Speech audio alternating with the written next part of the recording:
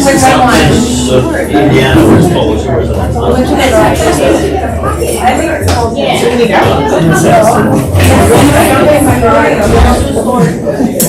Wait.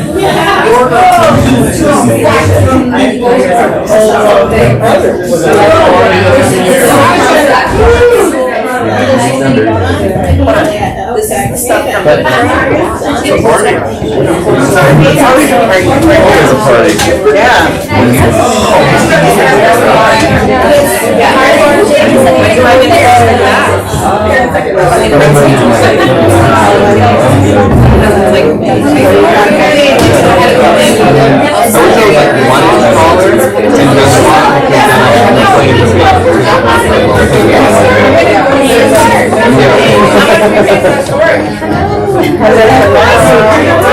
How are you? I'm good. Nice to see you too. All right, everybody. We are going to start y'all are the noise makers. Every time. It's y'all sitting in the back. Hey. Two. No. We call it a party. Okay, a good party. I'm driving the bus. Turning off your Wi-Fi. It helps us run and stream the meeting to record it if you are to listen to come in. We want you to have information. So if you don't mind turning off your Wi-Fi and silencing your phone, we are going to get started. Oh, I have things to get started. Yes. I didn't push the button. Before I go into bucket fills, I love starting with bucket fills, and I'm sure there's a slide, and I'm sorry I'm already going off script on slide 1. Please direct your attention to the heart ball for a moment. That's next. Okay, I know, but I will come back to it. But it's my bucket fill, so I want to start and just tell you guys what this is. They will go into more detail on the next slide. This is for people who are donating to KW Cares through transactional giving. So we have decided as a leadership team that we really wanted to put a focus on this for the month of February. We had decided that before everything that happened in LA, but these wonderful people have contributed through transactional giving to KW Cares. For those of you that don't know what that is, KW Cares is our charity arm, and they help our agent family whenever there is disaster or hardship. So what our goal is to get to 100% for every transaction that comes to our market center, that agent who is collecting that commission chooses to donate $5 or more. $5. I mean, these commission checks are like 20, 30, 40 grand. $5, that's all we're asking. And that $5 goes to KW Cares because the reason it's so low is that we come together as a national KW organization, and it's a lot of money when you collect $5 for every transaction. And I won't talk about it because this will be Nancy when she's ready to talk about it. But there was a need for it for one of the agents in our market center. So in addition to natural disasters, fires, floods, it also, if there's a medical hardship, you can apply for a KW Cares grant. So I won't go into any other detail. At some point when we get permission from that agent, we'll share more about that story. But I wanted you to know that that's why this is my bucket fill, because if your name is up on this wall, you helped one of our agents this year who had some really serious medical challenges and wasn't able to work for a few months. And everyone on this wall that has a heart, you guys fill my bucket because that's pretty freaking cool. So thank you all. Everybody else has a bucket fill? Sarah? I don't know why she loves me that much. I don't either. Looks like she really does. And I don't know, Sarah too. Do your husband too? Help. Yeah, he knows of God. Yeah, she's like, I don't know, she's been helping me so much. It's been months now, and She's gonna go to family reunion. yeah, thanks to her. You two in Vegas is a little scary. And we're gonna share the room. Yeah. I don't share hotel rooms, so yeah. Yeah, so I really wanted to kind of say thank you. I really love her. I appreciate everybody, but her for sure, and then Sarah too. She's helping me a lot. Yeah, I was in some kind of crisis, like we all get into even every once in a while, and they're really like helping me push through. So thank you. That's a big bucket fill. I know. I want to thank so much to Corinne Isadora and Joseph Acosta.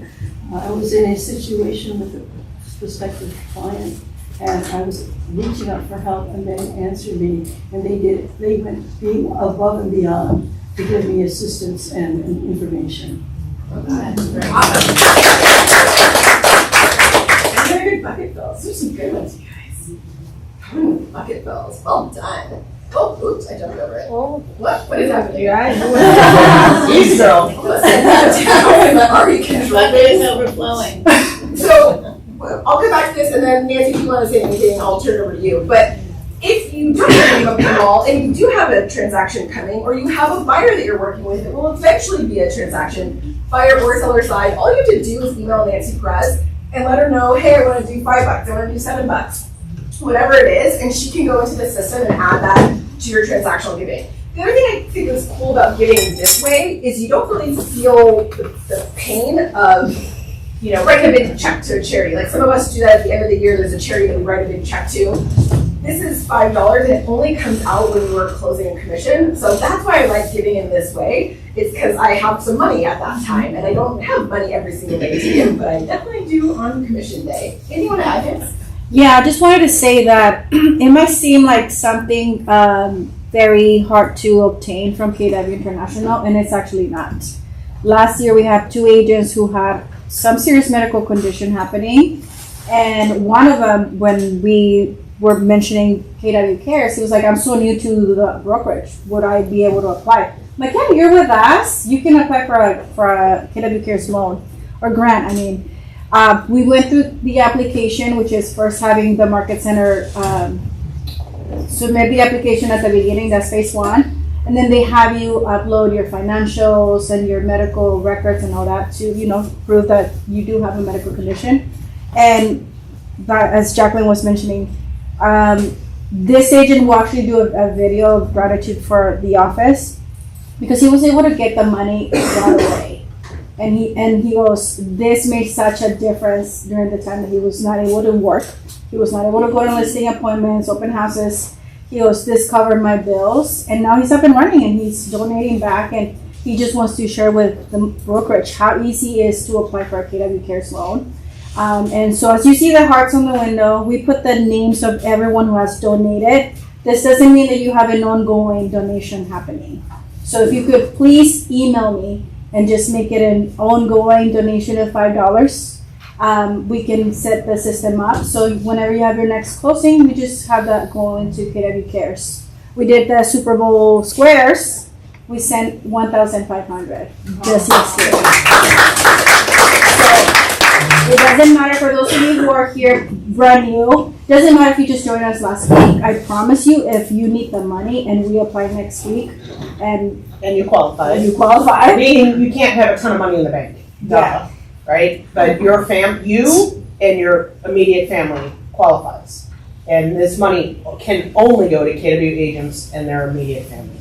That's one of the reasons it's so powerful.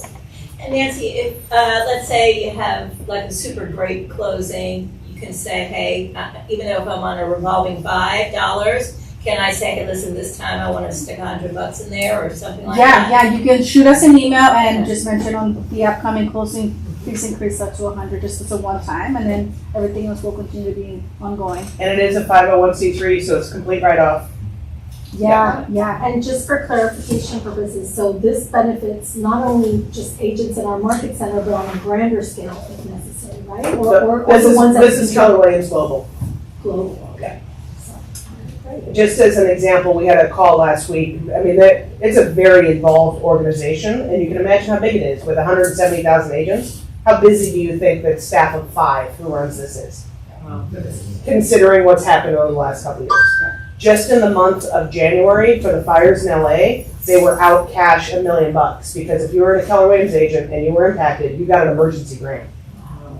So imagine if that was us. That lost their homes up there? 28. 28. 28 of our associates lost everything. But even if you were just displaced because you got evacuated, you could get an emergency grant to pay for your hotel. Wow. Which is faster than their insurance company. Oh, And they were there, like, I follow KW Pasadena on social media, and within days, they drove up the giant truck with air purifiers, because that was one of the problems for people who were back in the area of the fire was still going. they needed air purifiers just to physically live there. So that's the other thing, in addition to these grants for people who needed housing, they were literally there faster than like anybody else I saw. Red Cross. They're there faster. It's like the KW Care stuff pulls up. It's amazing to see. And if any of you bring a family reunion, inspirational breakfast that last day, Bring your tissues. bring your tissues. It's Who's going, we're so off track. I know. We need to move. Who's going to family reunion? So, are we recording? Can you pause the recording? You cannot. I can stop it and then restart it No, again. don't do that. So if you're watching and you're not at Metro, you're just lucky. I have it on good authority, the woman who actually runs the inspirational breakfast. Anybody know her name? Yeah, she told me last week this will be her last one. Oh, baby. So if you're going to family reunion and you miss that, I will haunt you. That's on Friday? That's on Friday. Friday morning. Yeah. So, Okay, so I that is someone because I just said it. So, all right.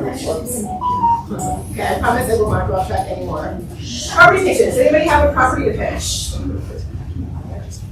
I said it once, but I'll pitch it again. So 3-bedroom, 2-bath with an ADU. Total square footage is 1728 in College area, 92115. It was fully renovated, like flipped in 2021, so it's all in really good shape. It'll probably come on the first or second week of March. Huge for San Diego lot. You could easily put, I mean, there's already an ADU that's connected to the house. You can put a ADU on there, no problem. Haven't decided that yet, so come back to me on price. I'll put it on the Facebook group tomorrow. Mike? Yeah, so we have two, it'll be 2 weeks time, but USD townhome, 3-bed, 2.5 bath, has downstairs bedroom, which is a plus in that community, coming on for just under $1 million. It'll be completely renovated. And then if you have an Encinitas buyer, we have one that's being completely remodeled right now. That'll also be the first week of March. 4-bed, 2-bath. It's really nice. It's an, and that's going to be listed, price range, they're still working it out, probably 1.5, 1.6, which is fantastic in Encinitas. Yeah. Single level, great area. And then if you have an Orange County buyer, I've got a 3-1 up in Fullerton. So let me know if you want details. I know it's a lot out of your range for a lot of you, like when you're not up that far in OC. But Kelly is working on that one with me. So if you've got somebody up in Fullerton, fully renovated, gorgeous. Dan and I have one out in the desert out in Indio, and I know that's out, but with what's going on in LA and everything, it would be a great, even like a 2 or 3, 2 to 5 year gig. It's just a beautiful property. It's 2 plus a den, gorgeous pool, backyard. And the HOAs are $375. That includes the club fees. There's a beautiful club with pickleball and a gym, you name it, restaurant. So I don't know if anybody has anybody to. Price is $779. Yeah, great. I will be having one also out of area in Calexico coming up in March sometime, I think. 5 beautiful 2-story, 5-bedroom home with almost 3,000 square feet. I'm not sure about the pricing yet, somewhere between 5 and 6, I think. Nice. Sweet. Good stuff, you guys. Anything else? Oh, we have welcomes. Welcome to the team, Kylie. Welcome. Is Kylie here? Hi, welcome. Welcome to recording. And welcome, Justin!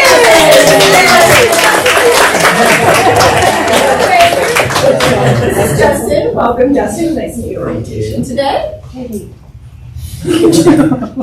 And Marvin. Marvin was here too. It's so exciting to see you guys here. This is just a reminder. Monday's with Mark. Monday's at 11. That's on Zoom. The command session was this morning. Broker Bob always has those Wednesdays at 11 in person. If you're not using the tech, come figure out how to use it. It works in your sleep. Daily Spark. Sarah is on every Monday through Friday at 8 a.m. on YouTube, and she posts the link in the Facebook group. Go. She's had some really good, she always has good stuff, but this week was really good. She will be out at family reunion, so I don't believe there's any next week, but then she'll pick back up when she's back. What trainings next week? But, so no trainings next week. However, two things. One is Sarah's is recorded on YouTube. So if you've missed a few or you're just like, you need a little something next week to keep you going, a little inspiration, they're quick, they're 15 minutes. Go back and watch this last week. They're fabulous. And we will be, and we'll get this on the calendar, we are going to be live streaming a couple of events for Family Reunion. So we will get that, but just know, personally, it's one of my favorite parts of Vegas that you can actually get here if you're not going to be with us in Vegas. So we'll get that on the calendar, but we will have two of the main screen, 2 events are in that package. Yes. Will be live streamed here, so you can come in and watch with other agents in the Market Center. So watch for that coming soon. Family Reunion, you know if you're going, because it starts on Monday. I hope you know if you're going. If you're not in the WhatsApp group, let me know. We'll make sure you get in there. If you have questions about going, I think everybody's been before that's in that group. But if you have any questions, please let me know today so I can get you connected because it's Monday. And then just so you know, if you're there, your agenda app is in command. So it's in your command. That's different. There used to be a separate app for Family Reunion. It's within your command app now. So if you're going and you have questions, please tell me today. Couple featured vendor partners. I would love to highlight a few of our vendor partners. That QR code is the one that's pinned at the top of our Facebook page. That is where I will always make sure our vendors are so that whenever you need something, you're like, oh shoot, I need somebody for a 1031, because Eric's in the back. Or I need somebody for painting, right? And Israel's in there. That QR code will take you to everybody in our vendor partner network. Or I need a natural hazard disclosure. That will get you over to Marcy at Property ID. So a couple people I want to shout out. David at Hoffman and Albatross. He is going to be sponsoring one of our meetings coming up, so keep an eye out for David. A lot of you know him. Freddie will also be sponsoring a meeting coming up, All Coast Restoration Services. So anything when you need mitigation, when your client needs restoration of any kind, call Freddie, he'll walk you through it.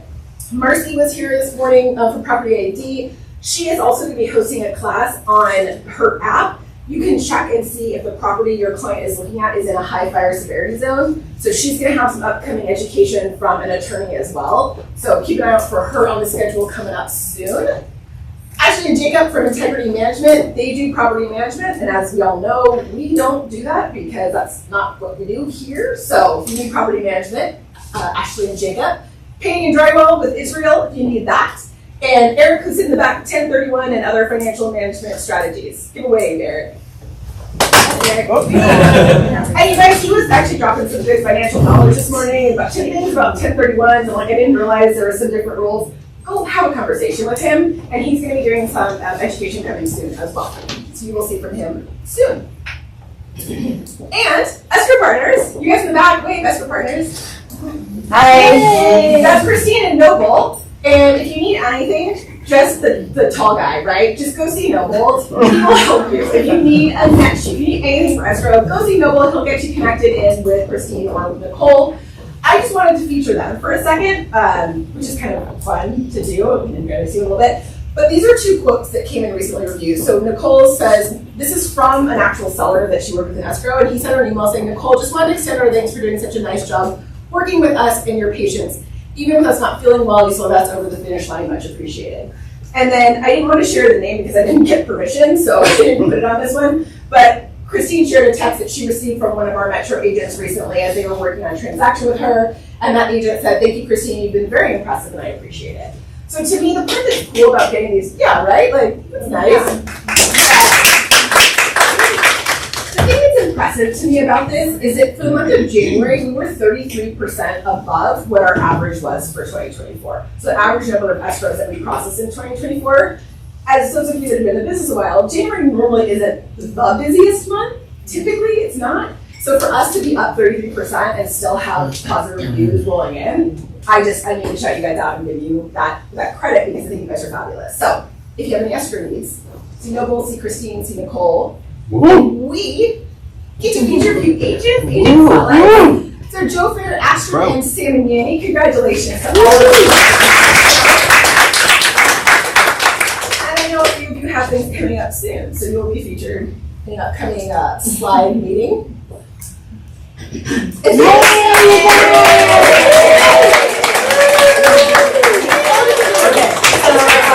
got some coaching shout outs. That is open escrow with some buyers. Yeah. You met them at an open house, right?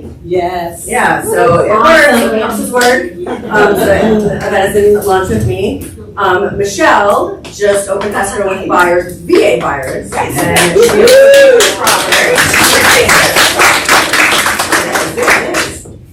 And Kevin opened another He is in growth coaching with Coach Deborah. Thank you. Woo. I'm gonna sit right there next time. Right? No more drafting. No one saw that. Ashley, Market Jack. Woo woo woo. Okay. Take her too long. Okay, I'm gonna bitch for a minute. Staff is already used to me bitching for a minute around this. I forget how old I am sometimes, and I mark time by stats, because how often do I do this? Once a month. And it gets a little repetitive sometimes, because the market really hasn't changed that much, dramatically anyway, over the last 10 years. We have been an accelerating seller's market. Yeah, if you've been around, you know that, right? So sometimes it just feels like I'm saying the same thing over and over. I'm saying the same thing over and over.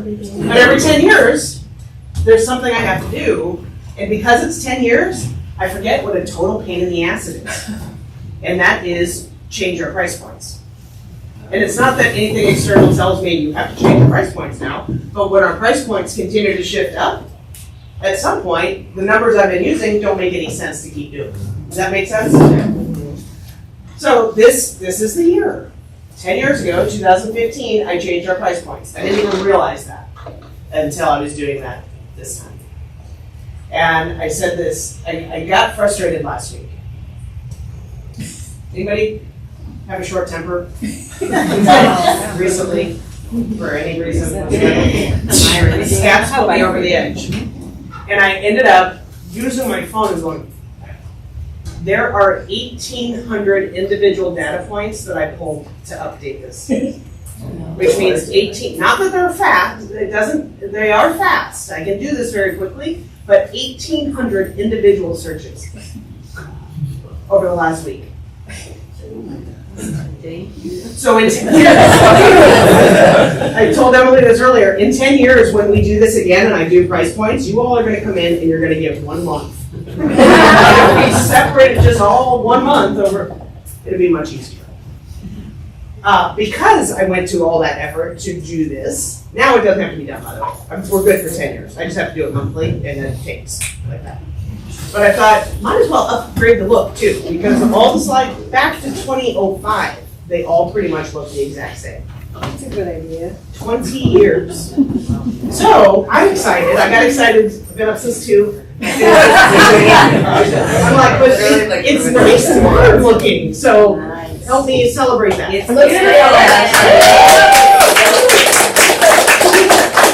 Content's going to be all the same, but it's going to look, for those of you who've been around a long time, it's going to look a little bit different. So 9 days from today. Yay.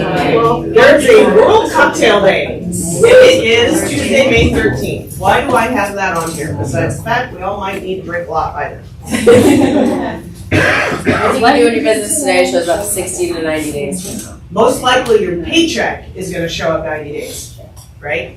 So the activities you're doing today, the conversations you're having, hopefully the follow-ups you're scheduling and do will result in a commission check for you roughly 90 days from now, or not. So we always put some kind of weird celebration day. That was a cool one. First cocktail named was 1806. What was it? Well, which one was it? It was just, where are you? Describing it. Here's what it described: a stimulating liquor composed of spirits of any kind. Sugar, water, and bitters. Just called cocktail. But it was called a cocktail because you put a cop feather in it. Yay! So this I did for those of you who do want to use this going forward, as you should. One of the reasons I do this in an unbranded way is so you can use this as your presentations. You can take this and make it your own. And it's easier, I think, now with the layout where you can just go to each section. This is pretty. Nice. Okay? All right, so first section, individual highlights. Shocking to me, there were so many, I couldn't put them all. And this is just for the month of January 2025. Number one, we were up 13% year over year, so January to January on closed volume. Sales volume was up per agent 31%. That's a huge number. Even more, listings taken were up 77%. And it's not like we had 2 listings last year and 3 this year. It's a decent number. It was the highest since 2018 that we've taken in a single month. Highest listing volume in history. Did you have a big listing in January? So 4 million of that was Nikki's. But that still means our highest prior of any month in any year was 37 million in listing volume. So that's, my mind is blown. So good job, guys. Listings sold, number of listings sold was up 33%, and more than half of our agents right now are capped. Half of our productive agents, meaning we have assistants and stuff who have the licenses. I'm not in production, but our 55% of our productive agents are in cash status. Okay, that's great. That's, you know what that means? It means y'all are making money. We're not. It's really cool. All right, so here's the detached numbers as of today, and I did fib. It wasn't 6:30. This was 2:30.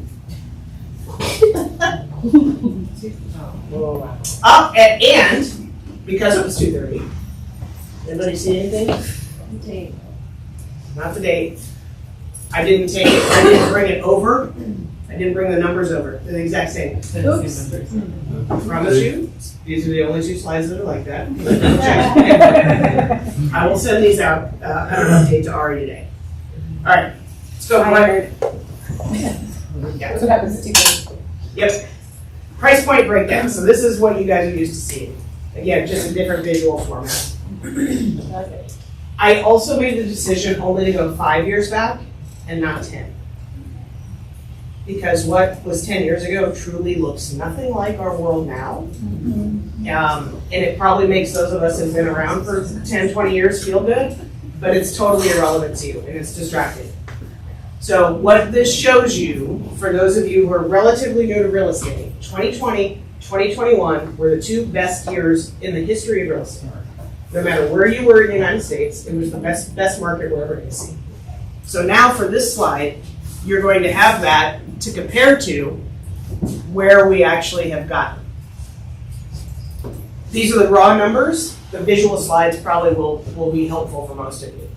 What the takeaway on this slide to me is, yeah, this is just January of every year. Look how high up, this is our entire market, we are over last January. In each of the price points. That's what's listed. This is what's sold. Yes, we're down a little bit in some of the price points for the month of January, but we're up in the higher price points. So I've been saying since about September, I think we're going to continue the trajectory up. I do still think 2025 is going to be a really good year in comparison to 2022, 23, and 24. Are those lower price points lower because we don't have those available anymore? Yeah. Pretty much. Yep. Yep. And the ones that are there are not great properties for lots of different reasons. Ashley, is that all property types? This is detached, Okay. not all. So let me Detached, clarify. attached, yeah. Detached, attached, all other attached, not real. I'd still So say you with have the to same do data a set. townhome or 20, okay. No, where that gets is the line graphs. Those are accounted for in there. Okay. All right, listed compared to sold by price point, just January. But what was interesting, this is the first time we've in any month gone below a 50% absorption rate in many years. And the reason for that is our listings went up so aggressively. So remember I said Metro, one of our key points is we're up 77% in listings? Well, we're not the only ones. Why do you think that is? What do you got? You guys are out there. Why do you think all of a sudden New Year hit and people started listing their properties? No line this last quarter because of the elections. Tired of waiting? Elections last quarter. They're tired of waiting for that, right? It got over, at least now we know. Expired at the end of the year. Rates are not changing. We're gonna relist it. we've been waiting for the rates to change, obviously they're not going to, so might as well do it now. Yeah, I think all those reasons. All right, so our absorption rate for the month of January went down a little bit, but I believe it's gonna go right back up. Because your sellers got off the fence. Who gets off the fence next? Because there's more inventory. I don't think it's a hope. I think it's once they start seeing, oh, there's more selection out there. By the way, this is still a very aggressive seller's market. Yeah. Because the absorption rate that would make a buyer's market is 15%. As close as we get to a buyer's market is the 5 million and above. By the way, do you notice the new price points? Yes. Yeah. That's the first time you see it. Okay, so same price points now are on the bottom. And this is what has happened 23, 24, 25 with new listings brought to market. Can you see just from that slide the trajectory that tells me we are going to have a better year than 23 and 24? Why? More listings. Because we have more stuff to sell. By the way, even in the lower price points, because it was so shitty the last 2 years. So for those of you who survived, and that especially if we're celebrating you at awards tomorrow, pat yourself on the back. Because that was not easy to get through. And now hopefully we can all breathe a little bit and be rewarded with a little bit easier life. Solds.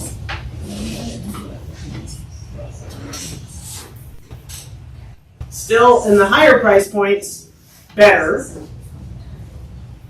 We're lagging solds, remember solds, we're lagging in the lower price points because if I go back, we didn't get more listings in those lower price points until this January. So what are they gonna sell? Next time. So they couldn't be here because these properties went into escrow in December. Okay. Just side by side years. This makes me so happy. That's nerd happiness. What?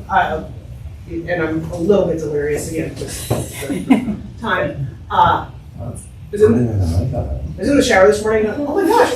I picked those are my junior high school colors. We're Martin Junior High. Solds again. It's a lagging, but it's looking better than last year. So this is our active houses as of this morning. Now, I even go way down to the under 200, 200, 300, 300, 400, all the way down, just so you can use this again with your clients to go, you're in the market for a $400,000 house. It's 36 is up. You got from here down, actually from here down, you got 36. Like 3 million. Maybe we want to go look at condos. Oh, so now you're looking at a $400,000 condo? Well, we've got 140.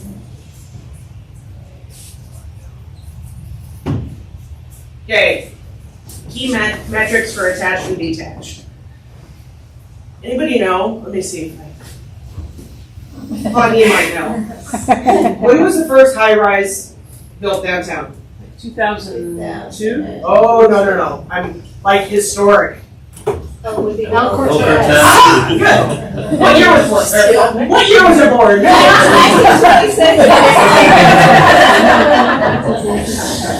So we didn't really have a condo market, and that was built as a hotel. We didn't start getting condos really until the 70s. But we have all the diverse markets, and now the El Cortez is a for sale condo building. All right, new listings. The numbers that are shown are the January of every year back to 2020. The yellow is houses, the blue is condos. What do you see?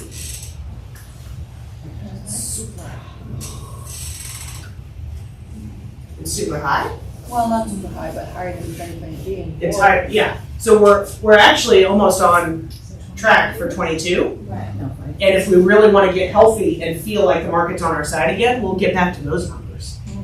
And who was in the market in 2020 and 2021?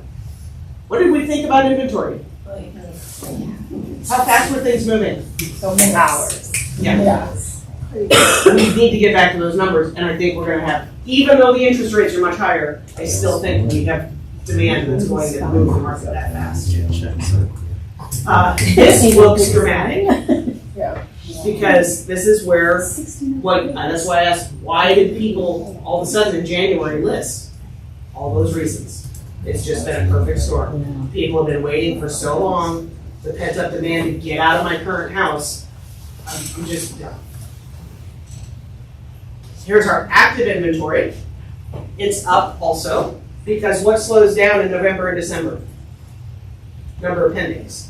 Yeah. Right? So that impacts this. This is likely gonna edge up in February, but I don't think it's gonna stay. Active inventory, I don't think we're gonna stay in that. We're gonna come back in. Pendings, up again, January versus December. And solds, trajectory looks down because this is the lagging indicator for what happened in December. Median sales price. I was a little surprised by this and the average. So you guys see there. Remember, this is December. I really thought we would end under 650 by the end of the year in condos because we've been trending backwards with all the condo challenges. Remember how so we didn't. We stayed pretty even and we bounced up on single family. So if you are used to using these slides, I adjusted this also to a 5-year gain, not a 10-year gain, because it's only showing 5 years of data. And then went back and measured it against last year. Say again? Appreciation 8.76. Yeah. In a market that we've been saying is completely stressed. Condo market is distressed in San Diego, and yet we still gained that much. What's the historic average for appreciation? 4 to 6. Yeah. That's going to be important later on another slide. Did something else extra special for you guys. Okay? And then I also, instead of using a percentage down here, sometimes your clients need to actually hear the dollars. That's more important. So there you can say, in 1 year, if you did buy that condo, you've been waiting for the interest rates to go down, you lost 15. Oh, and houses, you lost 1 year, you lost 73 grand. You sure you want to wait? I'm gonna send that to my people right now. No, especially if the fees are that. Well, you might want to wait for the average. Because if they waited for 1 year, the average is 118,000. Oh my God. For houses, for Yeah. condos, 42. Crazy. In a distressed market for condos, it is crazy. Wow.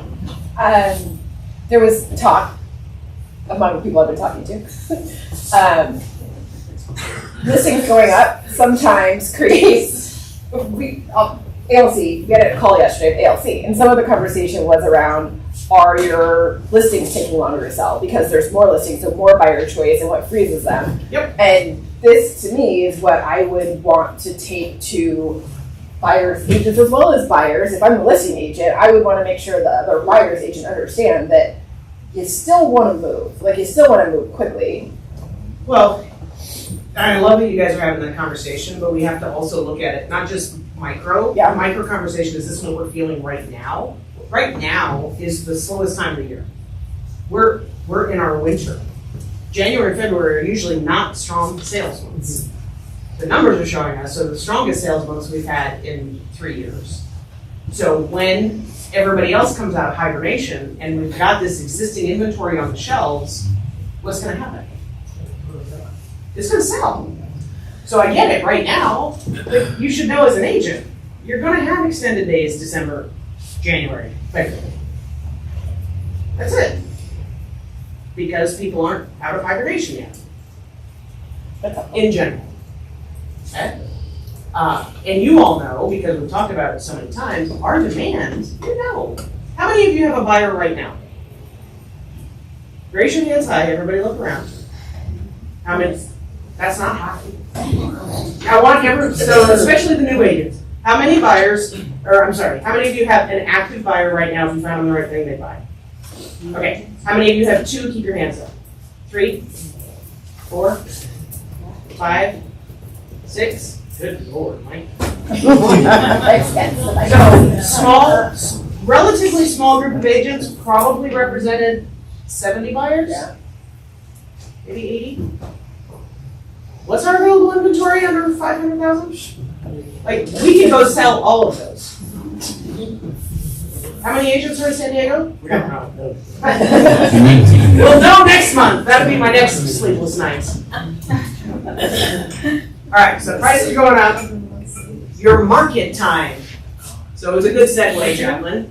Look where the median active market time is. By the way, I predicted this. It feels so dramatically high compared to where we were.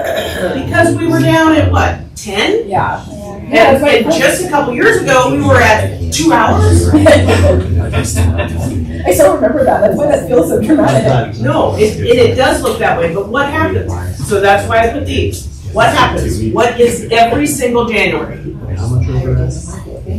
The apex, the top of the market in a given year for days on market is January. So what should happen going forward? If you see the trends, so stop being scared. Just be a little patient. We're just being I don't know that we're scared. We're just spoiled. Like if we tell people this at family reunion next week, they're gonna be like, oh. We have markets in the country that are significant buyers markets now. So seriously, if you go to family reunion and you bitch about our, be very careful.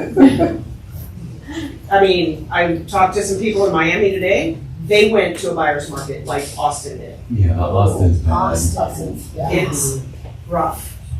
So just be empathetic. You got it pretty good. And your days on market's gonna come down. You're gonna have a rockin' spring. You'll be fine. You do have to set the expectations with your sellers though. Because if you set the expectations that we'd be here and you ended up there, it's not the market's the problem, it's your messaging was. People will meet expectations if you set them right. I said that, but they still get anxious. Gotta remind them. No, I'm doing it right now. And you could do it literally like, remember we said, we'll probably be on the market 30 days, we're at 15, we're good. Yeah, okay.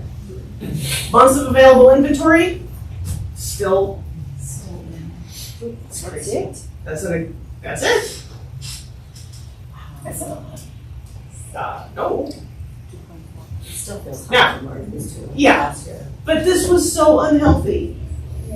So what was really interesting historically is this, so if you take all these, right, that number of months was really unhealthy. As the owner of the brokerage who cares about you guys, I saw how you were having to work and having to, really had to. It was out of balance, it was wacky, it wasn't sustainable, and you made a lot of money. It's 2 best years in real estate, but that means we had to move fast. How many showings did you have that one Sunday? Did you have 7 a.m. to 7 p.m.? or something? I had 100, but I think that was across 2 days. I don't know, it's hard to remember. Did you have like 70 offers, something like that? Something like that. Yeah, because the demand was so strong and our supply was so restricted, and our prices were just going up like crazy. Unhealthy. Then we went from unhealthy busy to not actually horrible, but in comparison, really rough. 22, 23, 24. So we've been in an industry that's training us to be manic depressive. And now we're coming into another mania. We really are. So you've got to be mentally prepared for that. Okay, average list price to sales price, really healthy. If we could just stay here, we'd be so happy. It's not going to happen. This is where I was talking about, this is unhealthy. So, Emily, and you speak to this all the time, Emily, so I'm going to ask somebody else too. What caused us to be at 107% of original list price to sales price? Meaning, and I'll use not numbers that we would have, but I listed a house for $100,000 and it sold for 107. That's what, right, that's 107,000? Yeah. When you're doing $1 million, what is that?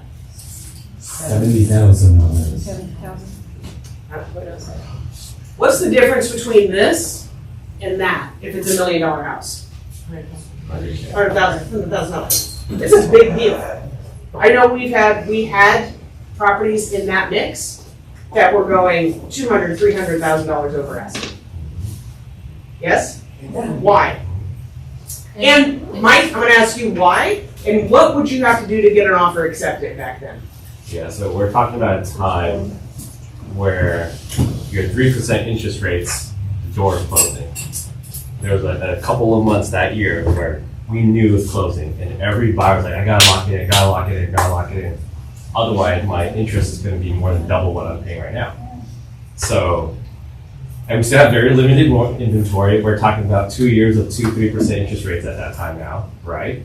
So very tight inventory, a lot of buyers scared the windows closing, and they're throwing anything to get their offer accepted, like waive appraisal, waive every contingency, 200,000 over ask, escalation clause, 50,000 over the next highest offer.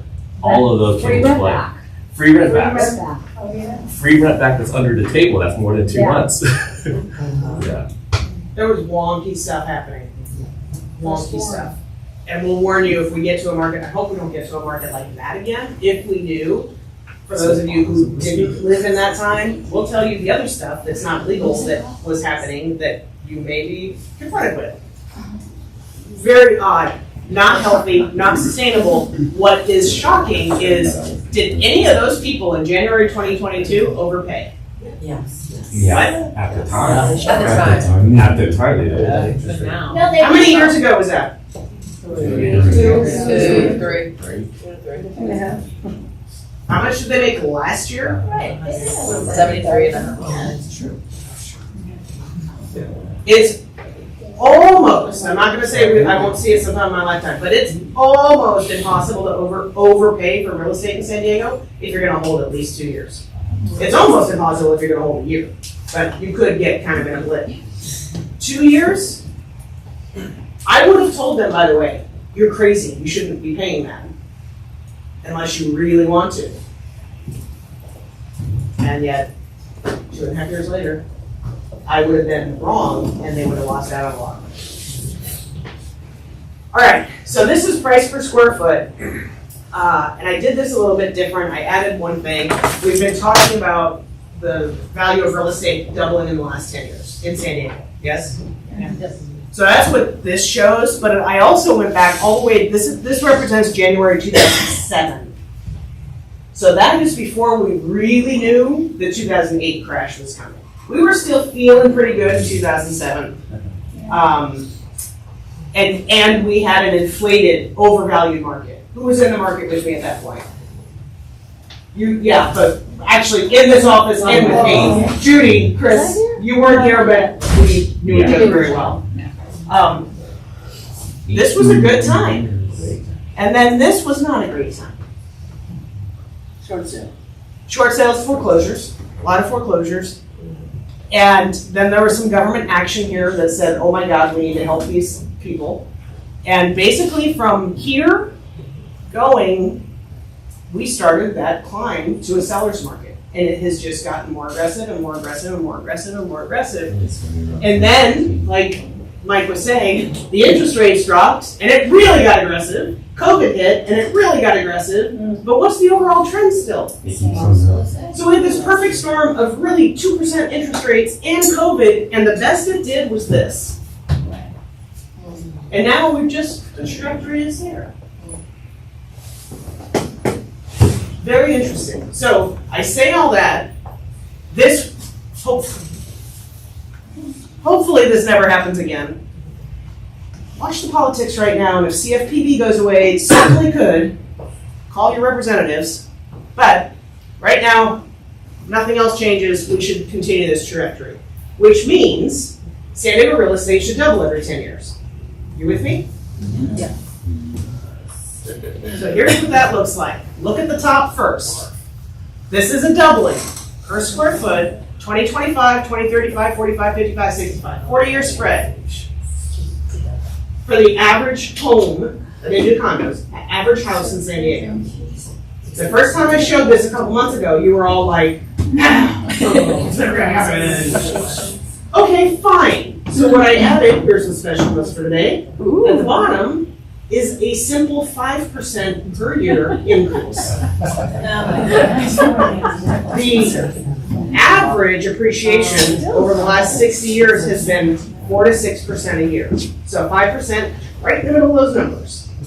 I don't think there's any way in hell we're gonna ever appreciate less than 5% a year. Would you agree?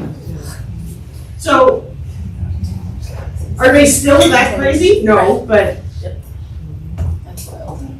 is there any way we're not gonna hit that in 30, 40, 50 years? No. How many of you are parents? Get your kid in a house. Yeah, for you. By the way, should that not be the conversation with your clients? Yes. If you are a parent and you're not getting them in, what the hell are they gonna do if they don't have real estate in their wealth plan? All right. SDR fast stats. Just here, we have a shortage of housing. It is going to take a lot of units to be built in order to correct our housing shortage. We can agree on that, yes? It's a little bit more pronounced in San Diego because it's harder to build here. We have less land to do it. So not likely that we're ever gonna have enough units to meet our demand, which means what? Your prices are gonna continue to go up with blips here and there, but they're gonna continue to go up. There was some hope that there would be some real estate housing building this year with the new administration, and actually it may slow down because the tariffs are going to make it way more expensive to build stuff. So we may even have more pressure on prices to go up. It's going to be interesting to see.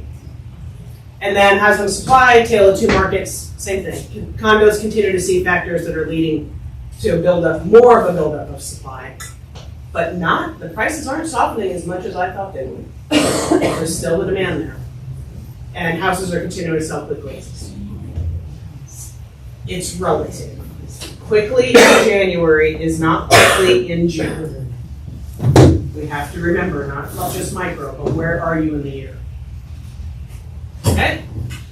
So that's where we've been. That's where we're going to continue to be. And then that, for all of you, that's always your last focus point.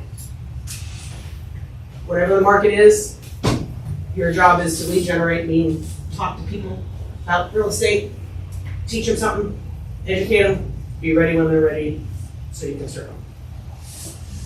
Okay, questions? 8 minutes. Stephanie has it. I have a question. Yes. Considering the softening of the condo market, and you anticipate them rebounding. Well, you came in a little bit late. Yeah, oh, sorry. No, that wasn't being critical. I did anticipate the softening, and it did soften a little. We ended the year, though, with a higher value. Okay. They still went up in price. Okay. So I've got somebody who bought one 2 years ago. Hers looks like it's the same price as what she bought it for. She wants to level up to, but she's wondering about, she's trying to figure out if she should sell and pay money out of pocket for the price of the sale, right? Or if she should. Can everybody hear this? Yeah. So, yes, we can. They're going no at the back.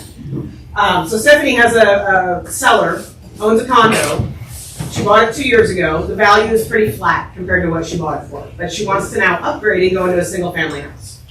So it's kind of always the conversation. There is timing that goes into it. The longer we wait, the more the prices are going up. But they're going up on both ends. So are they going to go up faster on condos or faster on houses? You guys think? I think it's always going to go faster on houses. Now, if you're at just break even and you actually need money out of the condo, then you may have to wait. And because January is not June. Right. So if timing can be a thing and she can get a spring market, late spring market, The thing too to consider, Stephanie, can you hear me? Yeah. And we had this conversation when we were in a down market as the properties were depreciating. If she's selling a condo for 500 and it's projected to go up 10%, that's 50,000 appreciation. If she's buying a home for 800 and it's projected to go up 10%, that's an 80,000 appreciation. So financially, in the long term, she's better selling now for that 30,000 difference that she's going to end up paying on the second end. Make sense? Yeah. If she can handle the down payment. And also add into that, no HOA hopefully, you Yeah. can get her into a regular house, and no more roofs, depending on where she's at. Could be a lot Also ask for buyer credits also on that. Thank you. I have a question about insurance. And how have the agents here that have closed an escrow in the last 30 days? Have you had more of a challenge? Have your escrows had to fall out No. because of insurance? I closed 2 in the last 2 weeks with no problem, but I'm curious, because we talked about this last month. Like, what's gonna happen? Have we seen anything in that regard yet? No, and this is totally anecdotal and just the feel. In a staff meeting, I never want to talk about feelings, and yet this is my feel, is they are so preoccupied with the disaster that's in LA, they're not paying attention to us right now. And if you listen to what people are saying up there in the know, they have no idea how they're going to correct that. So, we're just not on the radar right now. And by the way, they're supposed to get 5 inches of rain. We are too, but all that burn area is supposed to get 5 inches of rain in the next 2 days. And one of the insurance people I listened to said, well, it's not really a big concern because no houses are.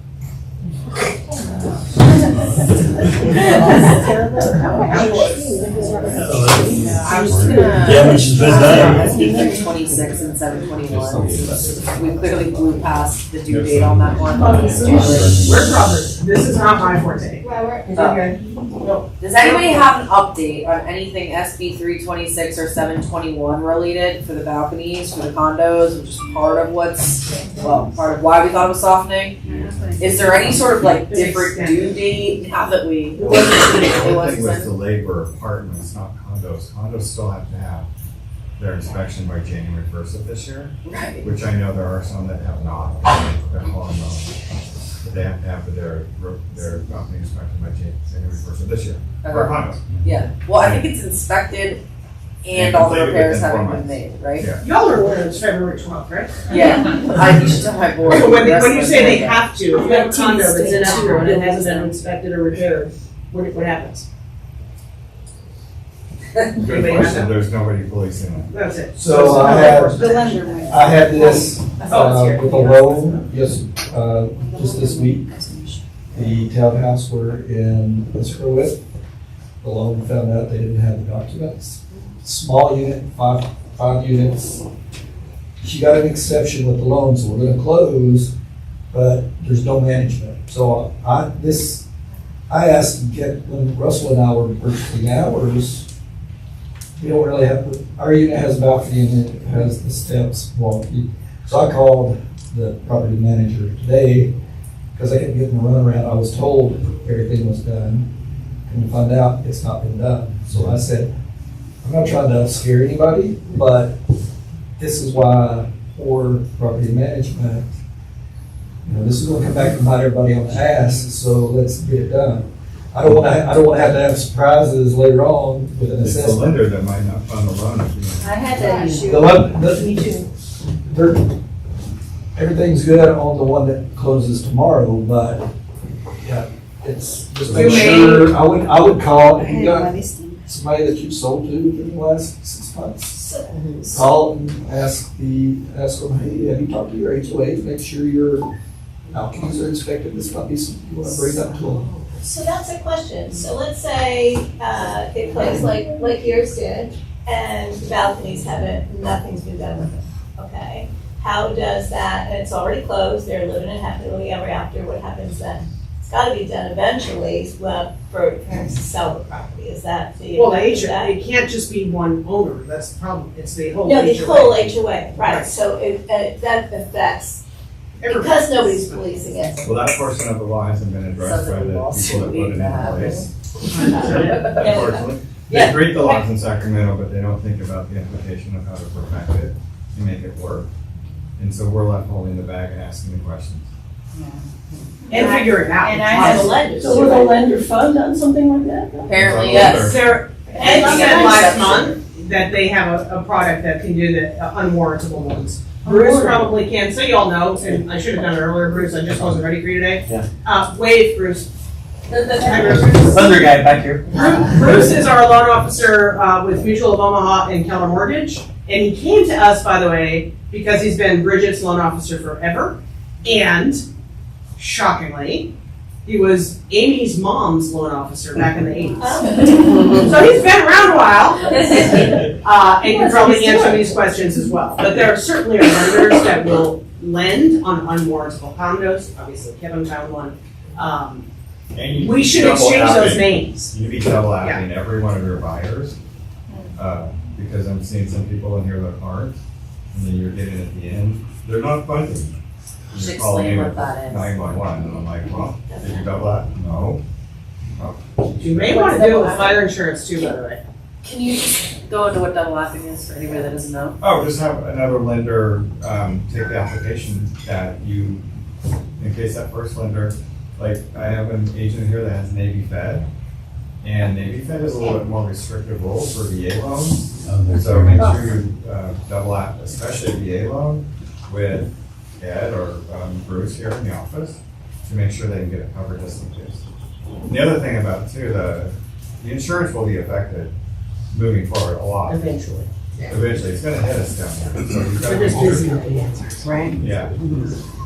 Rentals in San Diego, about 20,000 a month increased 1,600% after the fires. And it's important that you also understand price gouging. The governor wrote an executive order about price gouging. So if you have many of your property owners that have reached out to you that says, we want to put our property on the market, but it was listed previously at a certain price, and they try and get more money. You can't go over 10%. Yeah. So it's right now, $10,000 fine that you would have to pay, and the owner would, but they're looking at increasing it to $50,000. Because there's so much